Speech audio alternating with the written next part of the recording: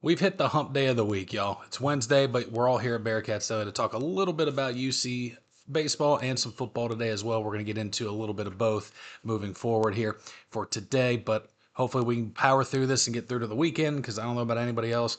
After a long weekend, all I want to do is have another weekend. But until then, game time has been announced for the UC Louisiana baseball game coming up this weekend. It will be Friday at 7 p.m. Eastern. So that is key. Eastern time, right in a good slot for UC. So they should be rested. Really shouldn't screw up any routines. That's typically what they're used to starting at playing. So going to benefit them there quite a bit. Remember, we've kind of talked about it yesterday.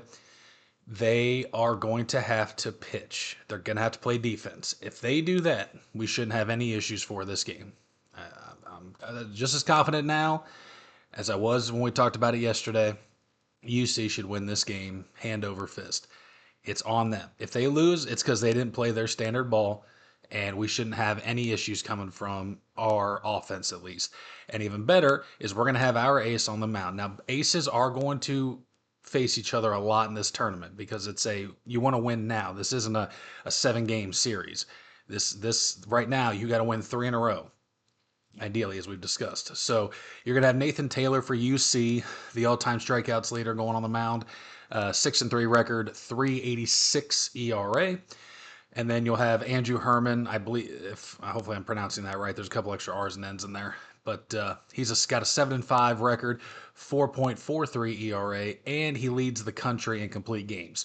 So what we need to read from that is Louisiana does not need to go to their bullpen unless they have to. If their starting pitching's cooking, they're going to let him go because remember, they don't have a lot of depth in that bullpen. So if you can get to Herman quick, should be a nice, easy game. Again, we've talked about all this. I won't go into too much detail again. No point in beating a dead horse. But Herman with a 7.5 ERA, obviously that's going to be coming from the fact that Louisiana does not score a lot of runs. I am not a fan of win-loss record for pitchers because I think it is a rigged stat. You can get everything you need to know about a starting pitcher's record by their ERA, strike to walk ratio, and their whip. If you give me those 3 stats, I can pretty much guarantee you 90% of the time you're able to tell what that pitcher's record is. Now, 3.86 ERA, that should put you right about 500 if you just would go based off ERA. Three runs a game, almost 4. It's a lot of runs. So I would put it right now. Granted, UC has had opportunity and they have bats, so it didn't really affect Taylor. He still went 6-3. But I'm just saying, a win-loss record is the worst stat because all pitcher can do is go out there and throw strikes and hope his defense make plays. He's not going to strike out all 27 batters. And most times pitchers aren't hitting anymore. So the impact of the game really for the win-loss record, I think, is a rigged stat. Being a former pitcher, of course, I'm going to always defend the pitchers. You just need to get rid of the stat completely. Have a team win-loss record. Pitchers, get rid of the win-loss record. Keep ERA, whip, whatever other stats you want, but just get rid of the win-loss. It's not a fair comparison between the two. So, going to be a fun time. Going to be a low-scoring game for Louisiana, hopefully. Hopefully UC puts up 10 runs. So we don't got to worry about it, but it will be a battle. They're going to have to grind this game out. It is going to be fundamental baseball. They've got to get guys on base, and they've got to hit in clutch situations. We can't leave 8 runners on base in 3 innings. If we do that, we're in a lot of trouble.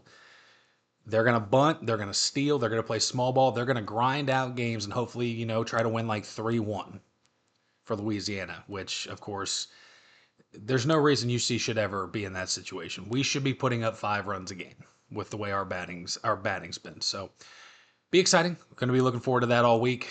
We will, of course, go over a little bit more and break down Friday morning just to prep for the game, but we'll get to that point. We're going to flip to football for a moment. We didn't really kind of dive too much into the spring standouts. We kind of went over what's happened to spring practice and things like that, what was good, what was bad. But the connection that Gibson and French have already developed is quite impressive. French, his command of the offense this spring was excellent. He was prepared. He knew the playbook. Obviously, they're working on things and ironing them out, but he was prepared, and he had complete control of his offense. And, of course, during the spring game, him and Gibson have a 3 TD connection performance. So they're already clicking at that point, and having that just timing, the smoothness, and that connection with your number one receiver this early on is a blessing, and it's going to only get stronger from there. Gibson was originally recruited to Arkansas Pine Bluff. He was drafted as a deep threat mostly with them, 10 yards or more air yards on his receptions. So he had 70 receptions with Arkansas Pine Bluff.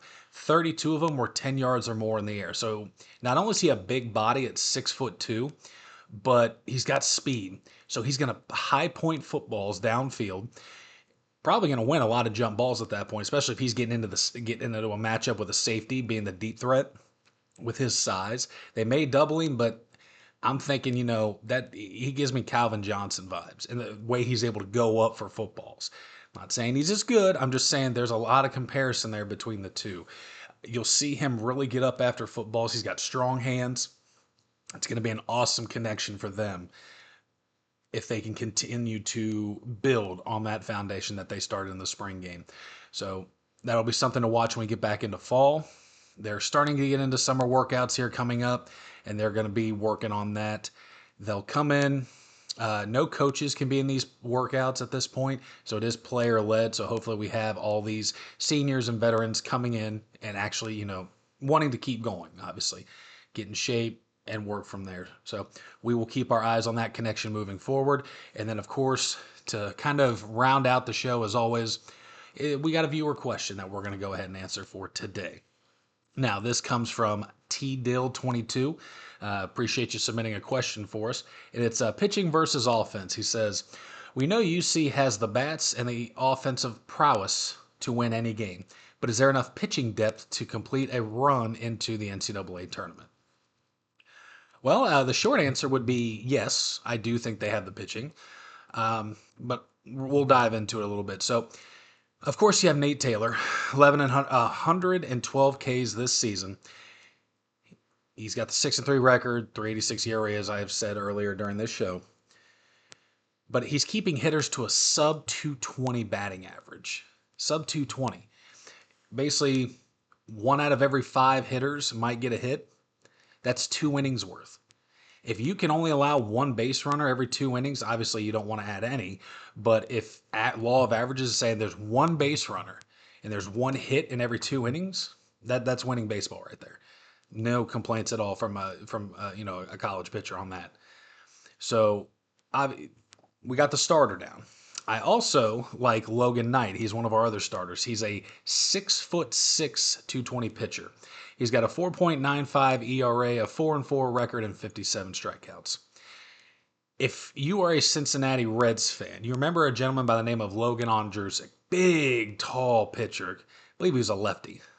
I want to say he was a lefty. But really long pitcher, delivered through hard, had like a 3-pitch mix, which Logan does as well. He's got a 3-pitch mix for his, which is kind of odd for a starting pitcher because as you work through lineups, you really want to be able to kind of rotate through pitches. Whenever I was starting, I would have probably a 5-pitch repertoire that I'm taking to the mound with me on a start. If I'm coming out of the bullpen, yeah, you can pretty much go 3 pitches and be solid. And Logan kind of started in a bullpen, so I'm not super surprised that he's got a 3-pitch mix. But if you've honed those 3 pitches, that's all you need. I was just, obviously I'm talking on a show, so I wasn't superstar, but I like to be able to work through the pitches. First time through that lineup, we're throwing fastball, curveball. Not showing them really anything. Second time through, maybe we add in the circle change. You come in with a slider, the knuckle curve. You just give them slightly different looks that keep them off balance through the portions of the lineup. Because statistically, by the time you get to that third time through the lineup, you're looking at averages going up to over 300 the third time you see a pitcher. This is law of averages, but statistically, first time through the lineup, like a sub 160 batting average. Second time, you get to about 220 to 250. And then third time, you can see it kind of jump up to about 300, just for the law of averages. So he may not go that deep to where they're going through 3 because obviously UC, for the most part, doesn't give up a ton of runs. So they probably get into the bullpen a little bit. He only needs those 3 pitches. But they do have a good bullpen. Is it super deep? No. But the way their starting pitching works, we get a lead, we get into a little bit of those, middle relievers, and then we get to the closers. And even though he's only got 3 saves, he's probably, I would say, our ace out of the bullpen, Dominic Merrow. He's got a 1.08 ERA. 1.08. Microscopic ERA. He's got 3 saves on the season. And remember, you got to be within 4 runs or less. And you see typically with the amount of runs they score, it doesn't leave a lot of save opportunities. So that's, what I like is he's got a 24-1 strikeout to walk ratio. Coming out of the bullpen, that is imperative that you come out and throw strikes because your job is to go in and get guys out and get out of innings. You can't do that if you're throwing balls. You've got to be going after hitters, pounding the zone, getting guys out, and he does that. So, yes, I do think we have the pitching.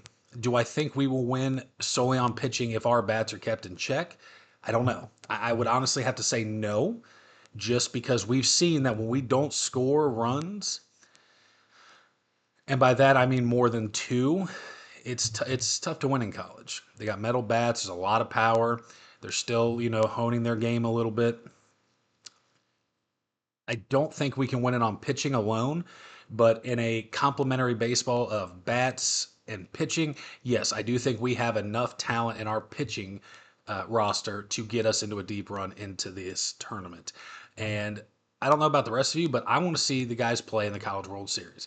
I want to see them get through this regional, go out and win the super regional, the best of 3, and get into the big tournament. I want to see the big dance. Get them out into Nebraska, get them to Omaha, and let's see our guys play on a national stage. We're very close to that, and we do plan to get there. And we've got the talent to make the deep run. We definitely have the bats. We've got a couple guys in our pitching staff that I think can lock down any team in the nation. There's just a lot to be excited about with this team. We just have to hope they play to that potential as they continue. So, T. Dill, I appreciate the question. If you guys want to have a question featured on the show, make sure you comment it below. I'd love to hear y'all's thoughts and opinions on UC right now, whether it's football, basketball, baseball, anything you might have seen that you would like us to talk about, leave it in there. If you haven't already, hit that like and subscribe button. And in the meantime, I appreciate y'all joining. We will get together again tomorrow and keep talking UC. Until then, thank y'all. Have a good one.